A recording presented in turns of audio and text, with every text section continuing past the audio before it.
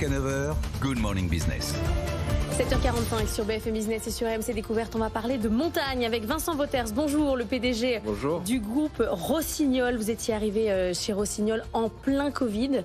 Là, c'est presque une nouvelle entreprise que vous redécouvrez après ces années difficiles. Comment vous vivez cette évolution au sein même de la marque qui a connu quand même des 2 années compliquées, hein?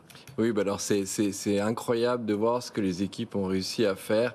J'ai pris mes fonctions au 1er février 2021, le jour où, bon timing, où on a appris que les remontées mécaniques n'auraient pas lieu ni en France, ni en Italie, ni en Allemagne, perturbées partout.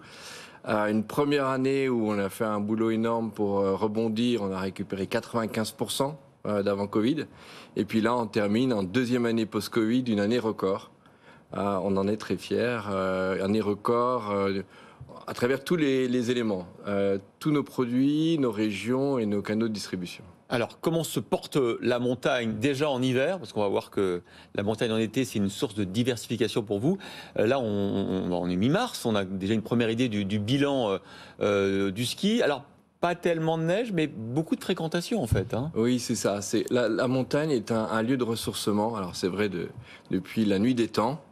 Et ça l'est évidemment aussi aujourd'hui. À travers le monde, les gens ont besoin de se ressourcer. Donc on a un taux de participation qui est à 82% en février en France. D'ailleurs, les hôtels sont remplis et sont très chers. Voilà, les hôtels sont remplis, effectivement, et on voit ça partout dans le monde, hein. Donc c'est le cas également en Amérique du Nord ou en Asie. C'est une bonne saison malgré des aléas d'enneigement.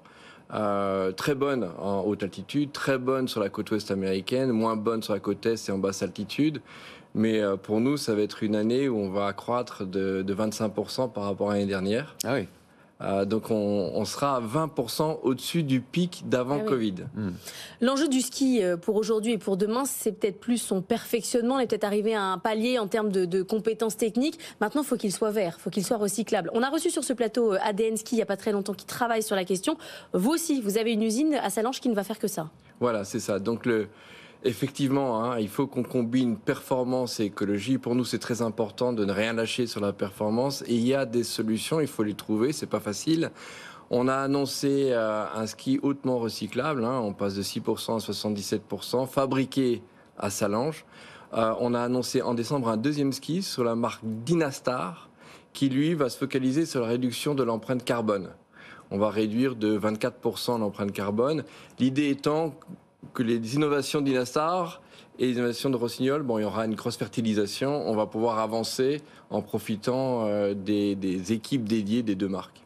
Alors vous parliez de vos différentes marques, vous arborez aussi, pour ceux qui sont sur RMC Découverte, Canal 24 de la TNT, un pull Rossignol, car effectivement c'est une source de diversification importante pour vous, les vêtements, mais aussi les vélos assistance électrique, car effectivement la montagne, vous le disiez, se transforme. Il faut penser à la montagne l'été. D'ailleurs, gros succès aussi de la montagne l'été.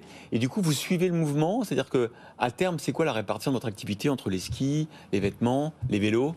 Alors, c'est effectivement une grande dimension de notre stratégie, c'est la diversification multi-activités. C'est ce que font les consommateurs en montagne. On le voit, on a des aléas d'enneigement, donc les gens veulent aller en montagne, ils vont faire du vélo, du ski de fond, du ski alpin, ils vont varier ou de la randonnée. Et donc on veut être là en montagne avec nos consommateurs, avec nos partenaires sur toutes ces activités.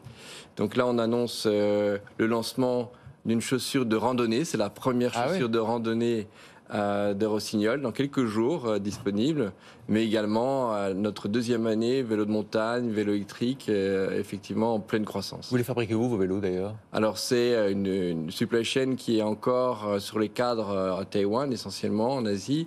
On a les équipementiers, on cherche des solutions d'assemblage en Europe.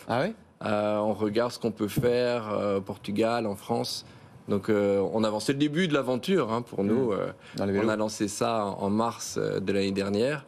Mais c'est en forte croissance et c'est des très beaux produits. Mais parce que vous dites c'est le début. Aujourd'hui, votre chiffre d'affaires, c'est 80% d'équipements de sport d'hiver, 20% sur le reste, donc les habits, les vélos et l'équipement.